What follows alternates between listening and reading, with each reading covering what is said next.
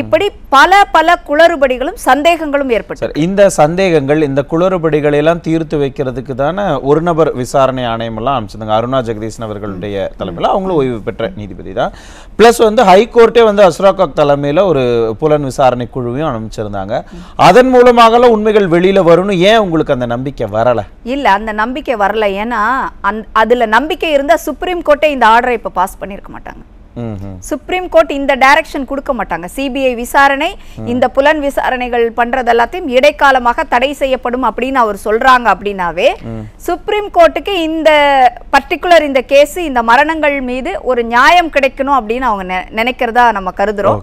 அதற்கான ஒரு வடிகால் தான் இந்த தீர்ப்பு. அதனால இது நல்ல முயற்சி. உண்மையாகவே அதிமுக இதை வரவேற்கிறது.